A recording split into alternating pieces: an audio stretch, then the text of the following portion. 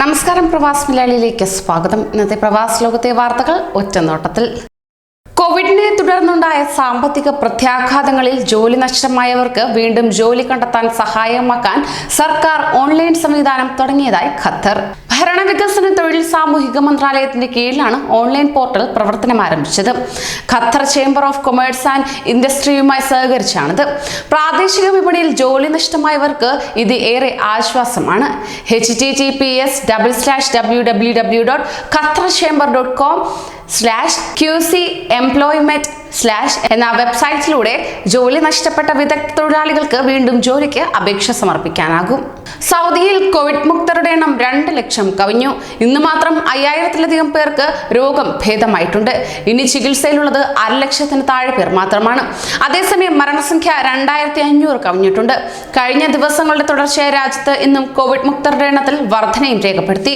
പുതിയ രോഗികളുടെ എണ്ണത്തിൽ കുറവുമാണ് രേഖപ്പെടുത്തിയത്. കൂടാതെ ഇന്ന് ചികിത്സയിലുള്ളവരുടെ എണ്ണം 50,000-ൽ താഴെ എത്തിയെന്നതും ആശ്വാസം വർദ്ധിപ്പിക്കുന്നതാണ്. ഇന്ന് 2429 പേർക്ക് മാത്രമാണ് പുതുതായി രോഗം സ്ഥിരീകരിച്ചത്. അതേസമയം 5524 പേർക്ക് രോഗം ഭേദമായിട്ടുണ്ട്. ഇതിലുൾപ്പെടെ രാജ്യത്തെ ആകെ രോഗികളുടെ എണ്ണം 2,83,349-ഉം രോഗം ഭേദമായവരുടെ എണ്ണം 2,03,289-മായി ഉയർന്നു. നിലവിൽ 47,567 പേർ മാത്രമാണ് ചികിത്സയിലുള്ളത്. ഇതിൽ 2,196 പേർ ഗുരുതരാവസ്ഥയിൽ തുടരുകയാണ്. ഒമാനിൽ കോവിഡ് സ്ഥിരീകരിച്ചവരുടെ എണ്ണം 70,000-തോടടുക്കുന്നു. 11 പേരാണ് രാജ്യത്ത് ഇന്ന് കോവിഡ് ബാധിച്ച് മരിച്ചത്. കഴിഞ്ഞ 24 മണിക്കൂറിനുള്ളിൽ 1487 പേർക്ക് കോവിഡ് ബാധിച്ചതായി ഒമാൻ ആരോഗ്യ മന്ത്രാലയം സ്ഥിരീകരിച്ചു.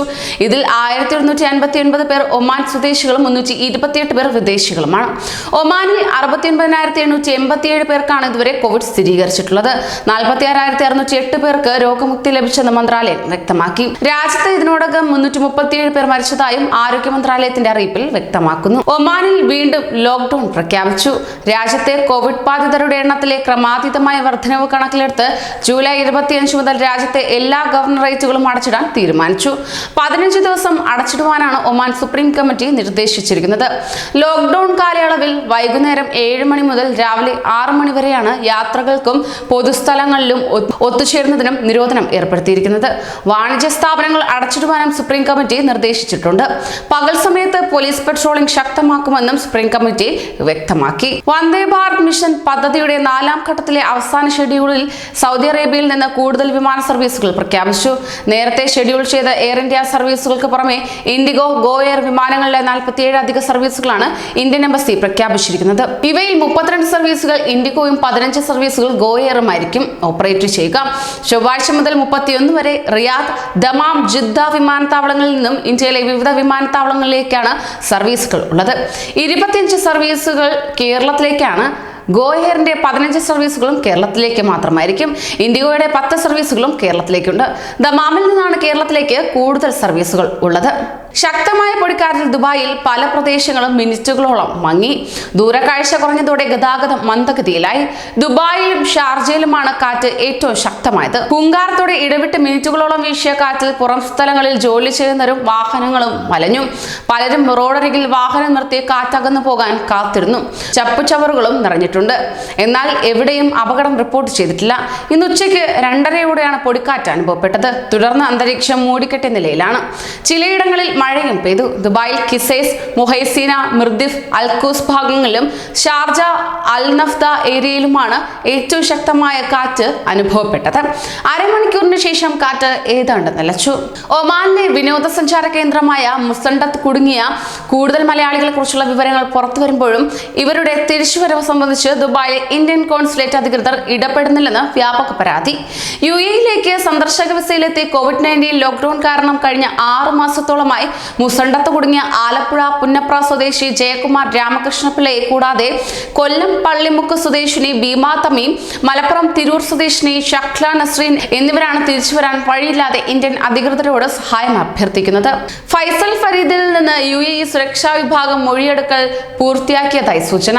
സ്വർണ്ണക്കടത്ത് കേസിൽ NIA 3ാം പ്രതിയാക്കിയെങ്കിലും ഫൈസൽ ഫരീദിന്റെ അറസ്റ്റ് UAE ഇതുവരെയും സ്ഥിരീകരിച്ചിട്ടില്ല.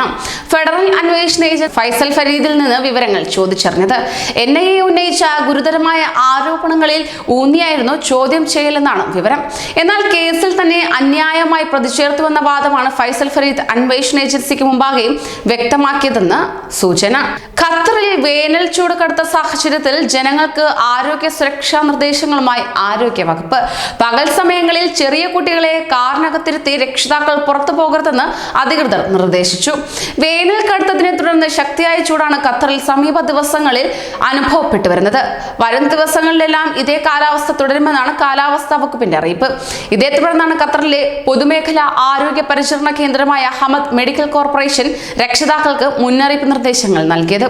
കുവൈറ്റിൽ വീണ്ടും ബാങ്കിംഗ് തട്ടിപ്പ് റിപ്പോർട്ട് ചെയ്തു. ഇത്തവണ സ്വദേശി വനിതയ്ക്കാണ് 90,883 ദിനാർ നഷ്ടമായത്. ബാങ്ക് ജീവനക്കാർ എന്ന പേരിൽ വ്യക്തിഗത വിവരങ്ങൾ ആവശ്യപ്പെട്ട് ഒരാൾ വിളിച്ചിരുന്നതായി 74-കാരി ദസ്മ പോലീസ് സ്റ്റേഷനിൽ നൽകിയ പരാതിയിൽ പറയുന്നു. ഒരാഴ്ചക്കിടെ ഇത്തരത്തിൽ നിരവധി പേർക്കാണ് പണം നഷ്ടമായത്. ബാങ്ക് അക്കൗണ്ട് വിവരങ്ങൾ ആർക്കും നൽകരുതെന്നും ബാങ്കിൽ നിന്ന് ഇത്തരത്തിൽ സ്വകാര്യ വിവരങ്ങൾ ആവശ്യപ്പെട്ട് വിളിക്കാറില്ലെന്നും സൈബർ ക്രൈം വകുപ്പ് ആവർത്തിച്ച് മുന്നറിയിപ്പ് നൽകിയിട്ടും സമാന സംഭവങ്ങൾ ആവർത്തിക്കുകയാണ്.